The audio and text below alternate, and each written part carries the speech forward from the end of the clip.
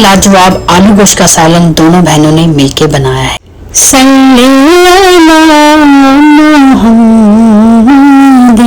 बिस्मिल्लाहिर्रहमानिर्रहीम। अस्सलामुअलैकुम वरहमतुल्लाहि वबरकातुहू। मरीम किचन में खुश आमदीद। उम्मीद करती हूँ कि मेरे तमाम देखने वाले व्यूअर्स अपने अपने घरों में हैरोफियत से होंगे।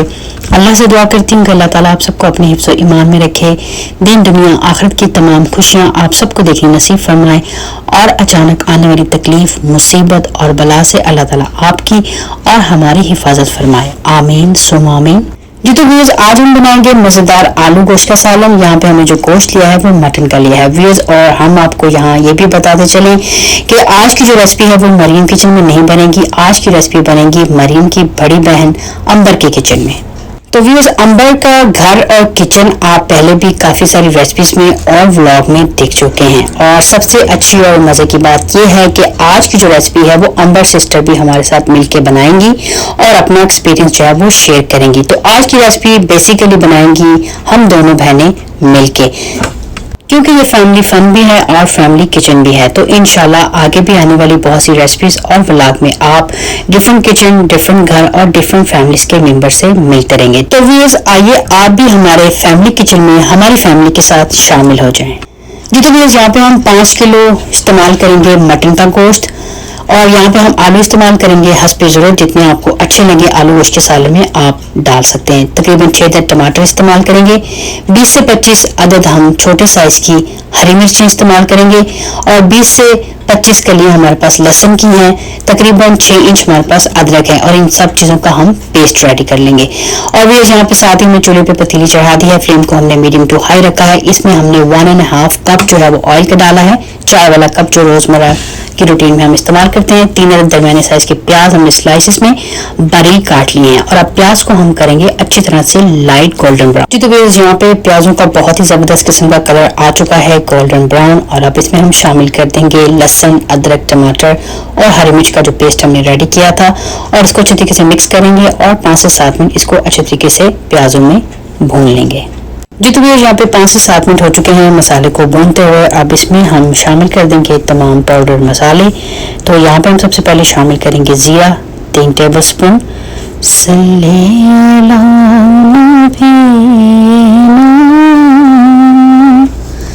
और वो साथ ही हम इसमें शामिल कर देंगे 8 अदद मोटी इलायची काले वाली,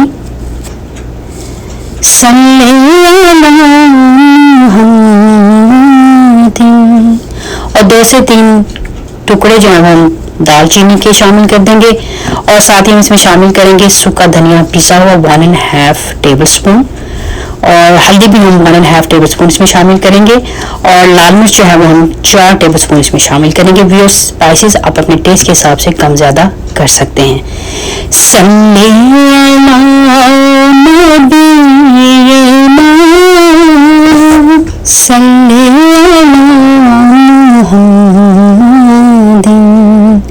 तो व्यूअर्स, अब हम इसमें शामिल करेंगे नमक, और नमक आप अपने टेस्ट के हिसाब से कम या ज़्यादा कर सकते हैं।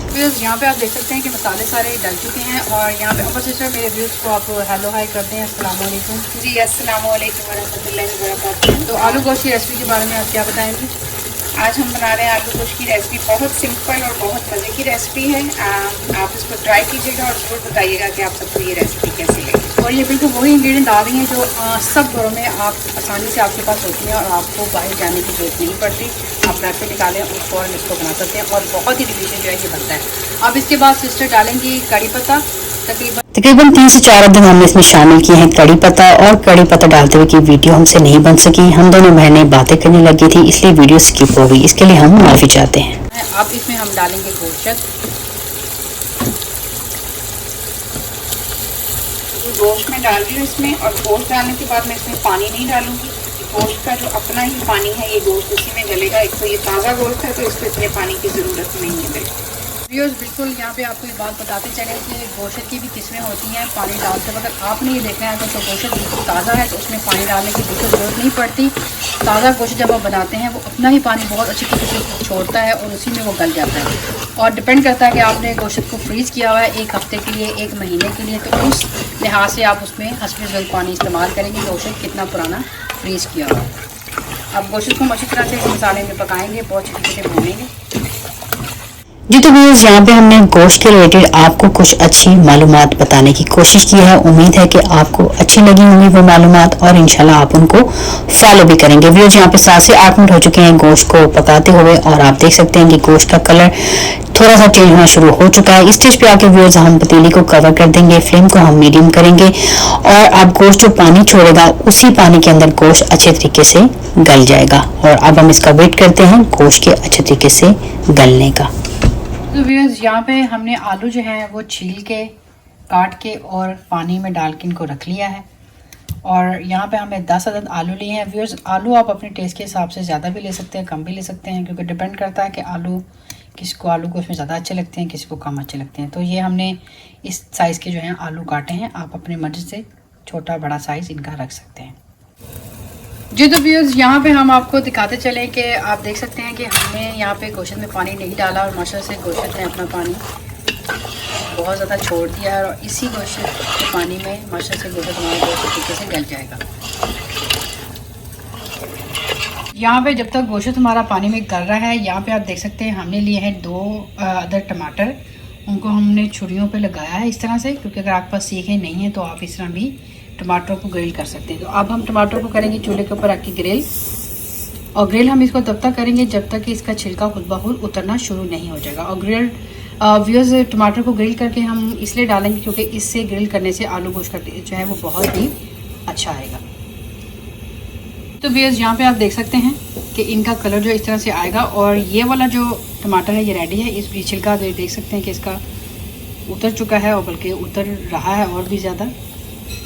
अब इसको हम एक साइड पे कर देंगे प्लेट में, और बड़े एहतियात से, क्योंकि टमाटर भी गर्म है, छुरी भी गर्म है, हाथों की मदद से या स्पैचुला की मदद से हम इसका छिलका बआसानी तरीके से उतार दें। छिलके उतर चुके हैं टमाटरों से और तमाम टमाटर जो है हमने ग्राइंडर में डाल दिए हैं। अब इनको हम अच्छी तरह ग्राइंडर में ग्राइंड करेंगे। ये तो व्यूअर्स, यहाँ पे आप देख सकते हैं माशाल्लाह से पानी बहुत ज़्यादा गोश्त ने छोड़ दिया है और 50% जो गोश्त है गल चुका है व्यूअर्स। और अब हमें जो टमाटरों को ग्राइंड किया था वो हम इसके अंदर डाल देंगे। और अब टमाटरों के पानी में जो 50% गोश्त रह गया है वो अच्छे तरीके से गलेगा। और इस स्टेज पे आके हम फ्लेम को मीडियम टू हाई पे पकाएंगे।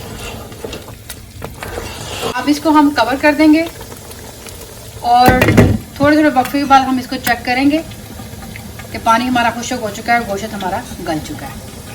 ये तो व्यूअर्स, यहाँ पे गोश्त बहुत तरीके से गल चुका है और घी भी बहुत अच्छा निकल चुका है।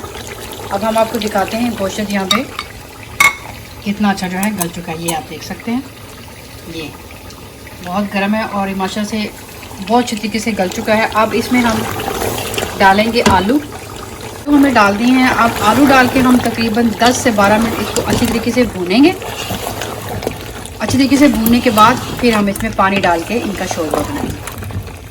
फिर हमें तकरीबन 10 मिनट हो चुके हैं गोश्त को और आलू को भूनते हुए। ये बहुत अच्छी तरीके से भून चुका है व्यूअर्स। अब हम इसमें डालेंगे पानी और शोरबा बनाएंगे। और व्यूअर्स, शोरबा आप अपने टेस्ट के हिसाब से जितना आप बनाना चाहते हैं उतना ही आप इसमें पानी डालें। हम इसमें डालेंगे तकरीबन 10 गिलास पानी। जी तो व्यूअर्स, यहाँ पे हमने 10 गिलास पानी के डाल दिए हैं और आप देख सकते हैं कि गोश्त और आलू अच्छे तरीके से इसमें डूब चुके हैं। अब इसको हम पानी को तकरीबन 3 गिलास हम खुश्क करेंगे और इसका शोरबा इतना रखेंगे ताकि अच्छे तरीके से नवाला जो है वो लग जाए। जी तो व्यूअर्स, यहाँ पे आप देख सकते हैं कि शोरबा बहुत अच्छी तरीके से बन चुका है व्यूअर्स। और शोरबा आपने अपने टेस्ट के हिसाब से जितना गाढ़ा रखना चाहती हैं, जितना इसको रसमी सा रखना चाहती हैं आप रख सकते हैं, क्योंकि जब आलू गोश्त जो है कि हम चूल्हा बंद करते हैं ठंडा होता है तो और भी ज़्यादा गाढ़ा होता है। तो व्यूअर्स, इस स्टेज पे आगे हम डालेंगे इसमें गरम मसाला 1 टीस्पून और अब इसमें हम डालेंगे धनिया और इसको कर लेंगे मिक्स। तो व्यूअर्स, अब हम आपको डिश आउट करके दिखाते हैं आलू गोश्त। बिस्मिल्लाहिर्रहमानिर्रहीम।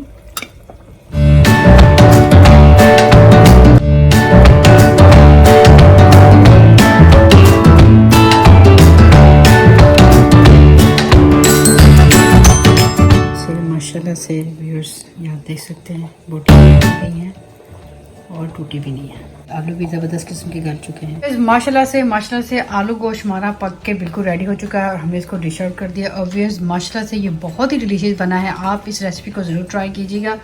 व्यूअर्स उम्मीद करती हूँ कि आपको आज की आलू गोश्त की रेसिपी मेरी अंबर के हाथ की बहन की अच्छी लगी होगी।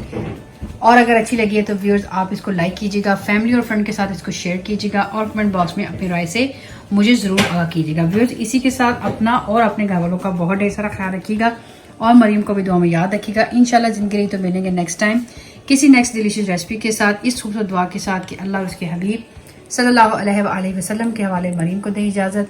अल्लाह हाफिज़। अस्सलामु अलैकुम व रहमतुल्लाहि व बरकातुहू।